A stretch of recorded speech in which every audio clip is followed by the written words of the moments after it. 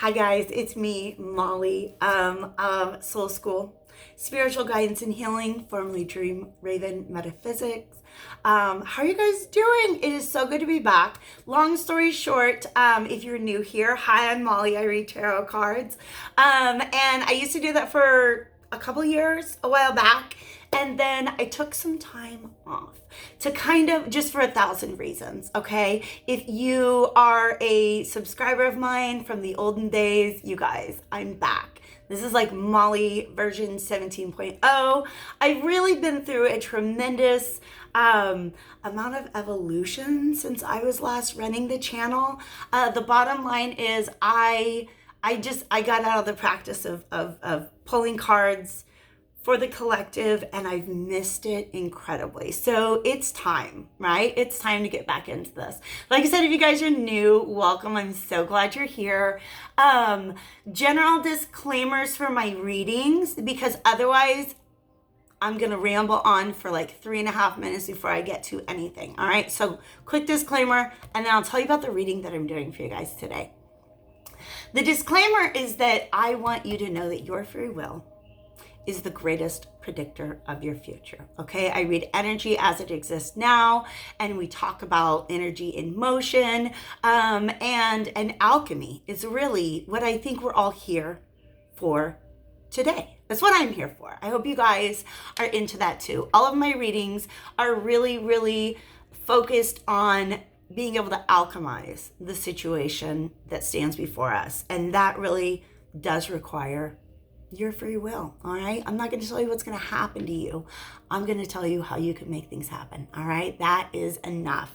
I feel like these other aspects of Molly that I have not been in touch with in so long have just kind of like all showed up for the party. But nonetheless, here I am. The reading I want to do for you guys today is going to be an as above, so below type reading. So we're going to look at things as they exist in our material world.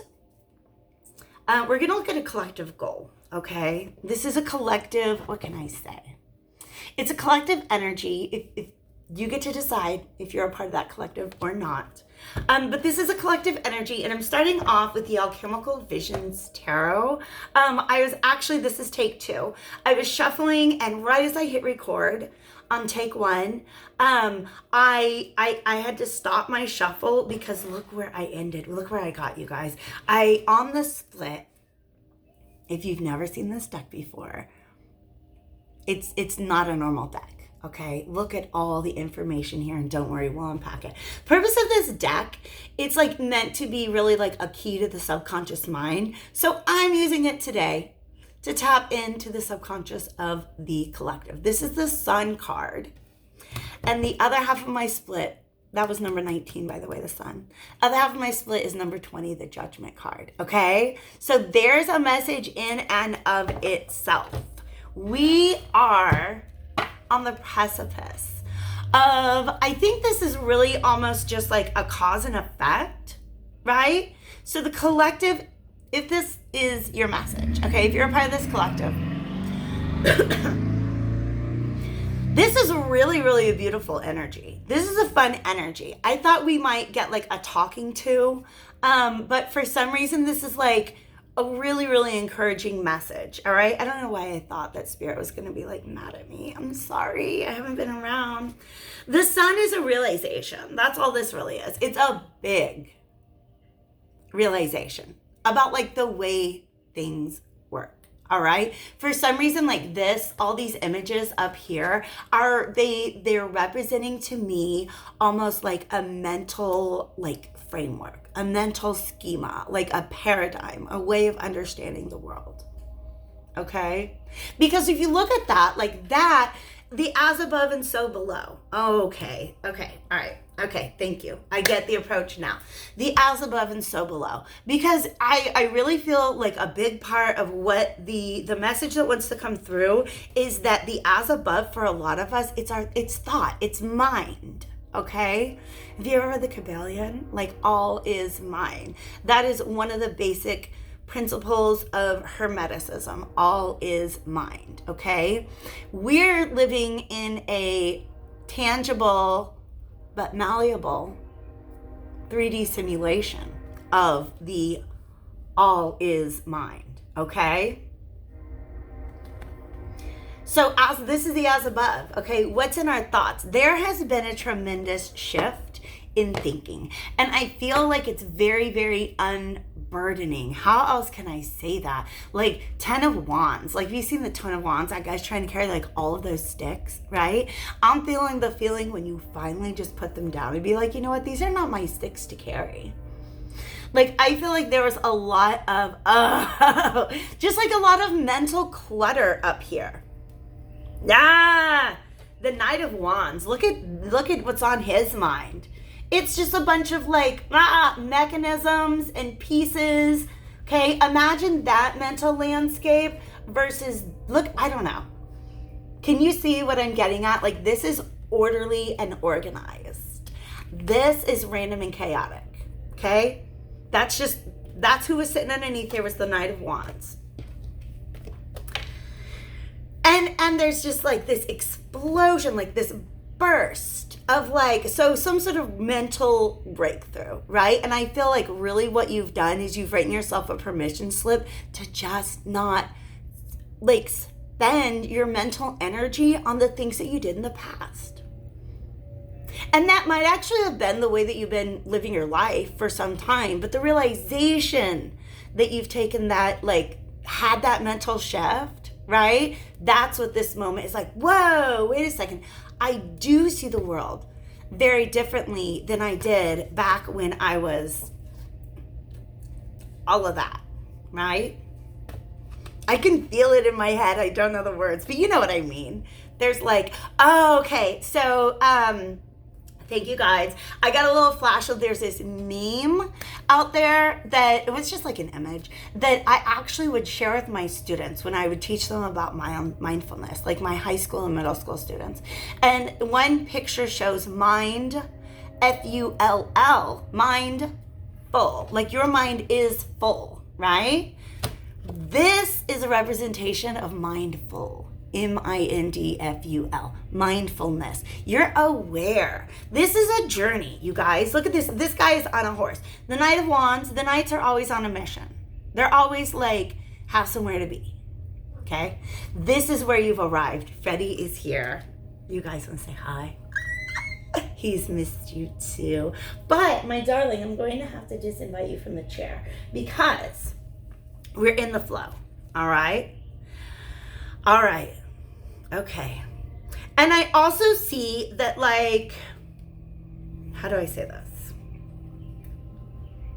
It's really helped you to see a lot just about the dynamics of the relationships. And when I say the relationships, I don't just mean personal, I mean social relationships, okay? I guess that's relevant. I don't want to like interject with too many personal anecdotes or tangents, but one of the big changes in my life is like I'm straight up working from home now. Like I tried to go back. You guys, I tried to go back. I did another year of public school teaching and it just doesn't, I can't do that anymore, you guys. And it's because it's an energy of this, of mindful, and it's really hard to be mindful. You know, it was terrible for my mental health. So now I work from home. Right?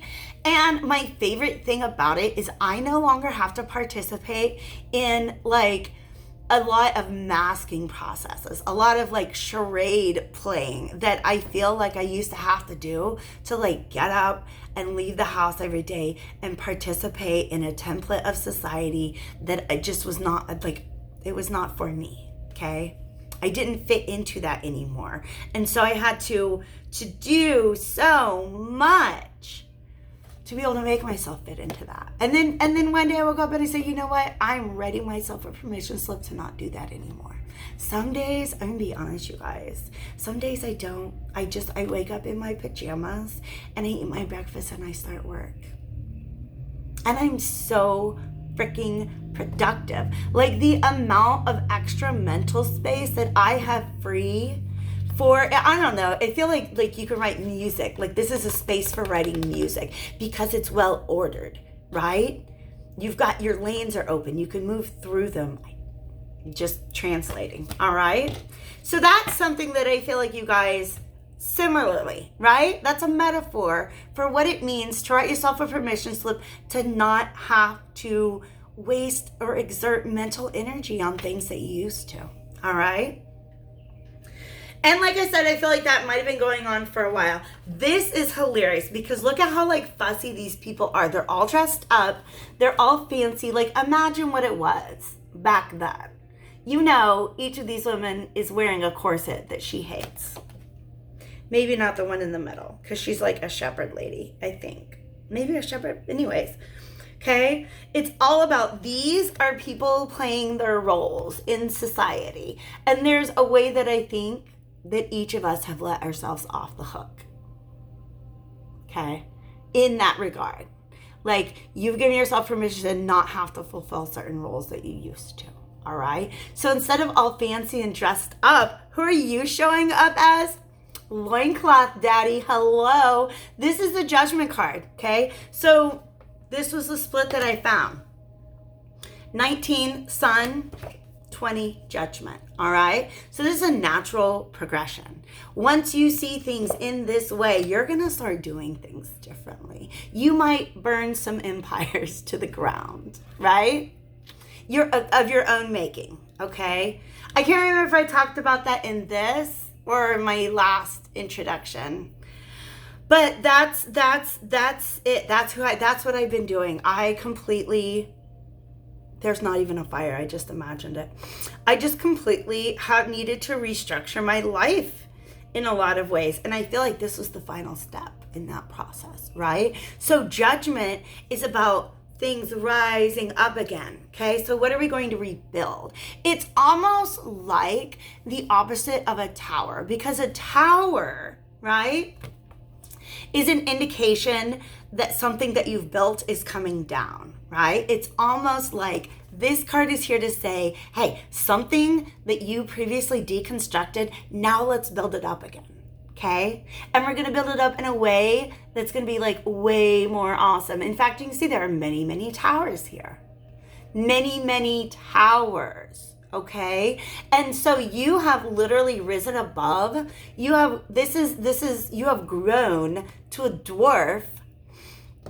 Many, many tower moments. All right. I don't think I'm the only one. I know I'm not because this is a collective reading. Okay.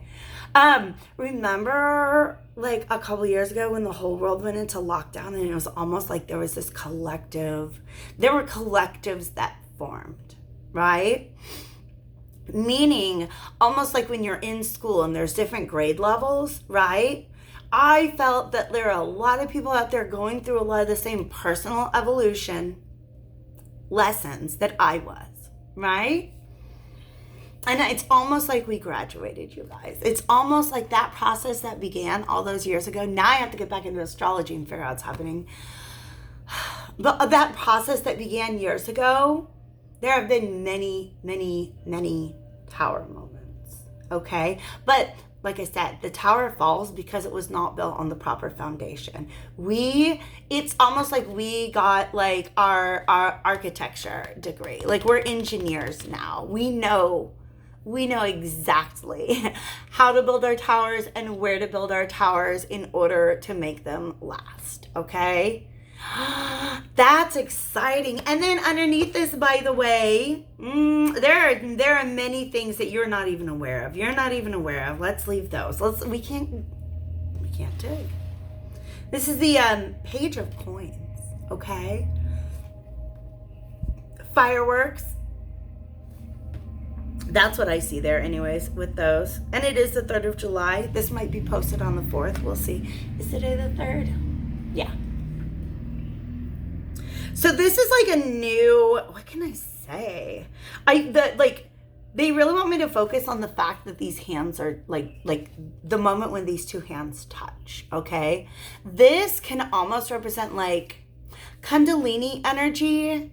It's an energy rising. I don't want to insinuate that it's like sexual in any way, but this is definitely indicative that what underlies this judgment, this idea that like, okay, We know how to build towers now. It's almost like this is saying that there is a collaboration. I don't know if that's the right way to express it. There's definitely a new skill. I feel like for a lot of us, if you've been in a very sort of like isolated place, like if you've been cocooning for a while, I do feel like opportunities to encounter a peer, as far as I'm defining it right now, are going to be heading your way to assist you in this process of rebuilding your towers. That's so exciting, you guys. And okay, so by the way, all these decks talk to me like before I even sit down to read. Okay, this is the Game of Thrones tarot, and what this kind of reminds me of is the scene. Spoiler alert, because this came out before the series ended. Okay. But you know the scene at the very, like, it's not the season finale, but it's right before it, where essentially Daenerys Targaryen worked all those years in order to sit on the throne in King's Landing. And then what does she do? Torches the place. Torches, absolutely, rides on her dragon and torches the place. Okay, so there's the little King's Landing. It's getting torched. But we get to rebuild, okay? We get to rebuild. I really feel like that's a metaphor for a lot of us. Just something that you worked on for a very long time, maybe like a career or a partnership, or just like something that for a long time you're like, this is the thing that I'm working towards. And then some truth comes through that makes you realize this is actually not it. This is not it at all. I need like shut it down. Shut it down. Like Liz Lemon style. Okay. So anyways, the Game of Thrones tarot I had selected to be our So Below. So let's look at this. Let's just talk about tell us what we need to know about this tower building process, okay? Because I feel like we don't all know exactly what to do. What do we got? Ooh, the 4 of coins and the 8 of coins. Okay, so it is about hard work. The 4 of coins, to me, it is really feeling like having the materials that you need. Okay, so we've been using this tower metaphor, and I believe that this is Spirit's way of joining us and extending that metaphor. Okay, you have the tools that you need to begin the tower building. You understand the process, the steps that you need to take, right? You have the tools, you have the trade. Let's see what else. Thank you so much, Divine Spirits of Love and Light. Archangels, ancestors, allies, and guides. Who we got here? Speaking of guides, look at all the major arcana, you guys. And these two, this is the Hierophant, is 5. You guys, sometimes when I'm channeling, I have to like leap over obstacles to get back to that like thinking part of my brain. XIV is 14. Okay, 14 and 5. That's actually my birthday, you guys. And the Hierophant is Taurus. Temperance is Sagittarius. Am I correct? Why do I think that? I don't know if that's true. Nonetheless, this is, I understand. Okay. How do I articulate this? All right. It is going to be a slow process. Okay. Temperance. Okay. Temperance literally refers to the alchemical process of like mixing two solutions that might react to one another, right? You want to mix them like slowly. Okay. And it also to me represents integration, the integration of our lessons into our daily life.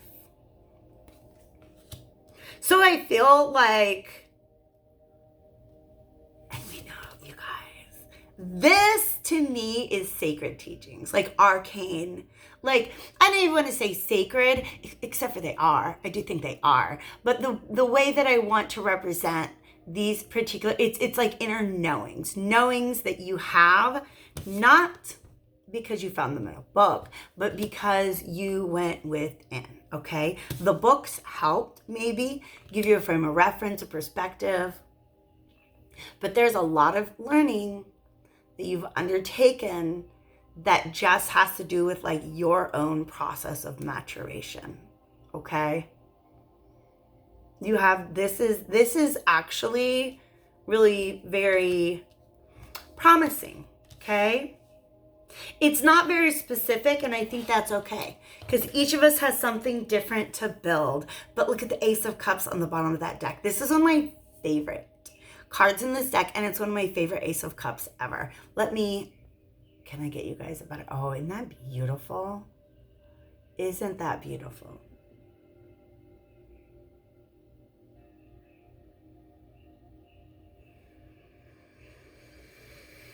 And the way there's this fountain in the background, really, oh, wow. Okay, so the story that's coming through this is, see this like fountain, this like pool in the background? There's like a, yeah, it's just a really pretty fountain, right? It reminds me of the myth of the salmon, okay? So in Celtic mythology, if I'm recounting this correctly, the salmon lives in the pool of wisdom. And I think it's like the hazel trees that are there, right? But it's almost like this water, because water is representing consciousness. You've gone into consciousness, okay? Your own and consciousness as a broad field, okay? Like the quantum field, if you will. And you took your cup with you, right? So you've had the ability to like go in. That's just the only way I can describe it. It's very, very visual. They're just showing me somebody taking this cup and scooping out a little bit of that consciousness, okay? So experiences within, like just exploration of your own consciousness is really how you got those skills. And therefore the answers are all within, okay? I do feel like this can also represent some guides. Temperance is, of course, to me, the Archangel Michael, okay? He wants to talk. So to represent the as above, the final step in our reading, I've got the Wildwood Tarot. This is the one that was talking to me as the as above, okay? And I really like it because it incorporates, in my mind, going back into sort of like the Celtic thing.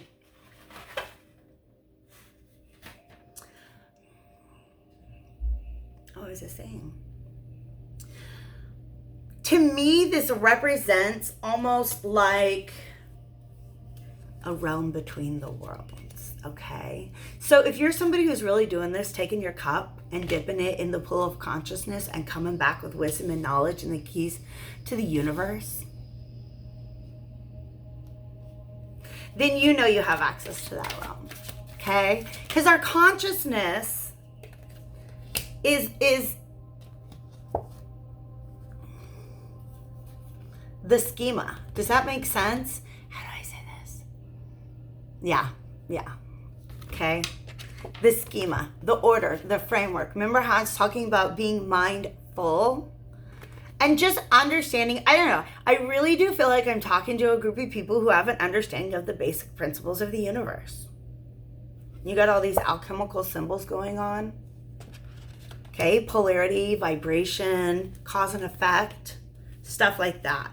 If it's not specifically the principles of Hermeticism, some sort of guiding principles that you can take forth with you. And the benefit of having those is that you don't need to turn to anybody else for answers when you have those guiding principles. I feel like you have them and you know it. Okay, where are we headed to? Well, okay, so there is a feeling, okay, rebirth, but it's reversed, all right? So here is what's going on energetically.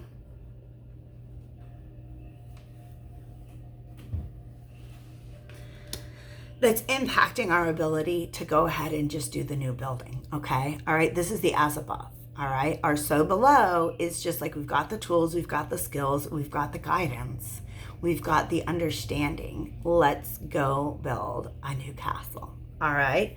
But what's going on energetically is that you're kind of not convinced. I feel like, let's go ahead and let's rephrase that. What is the word? How do I want to phrase what I'm feeling?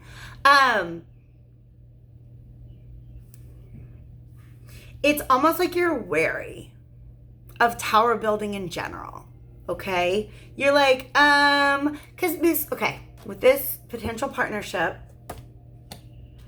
and the idea of just like coming out of isolation, I feel like there's this part of each and every one of us that's like, I don't want to. Look, okay, because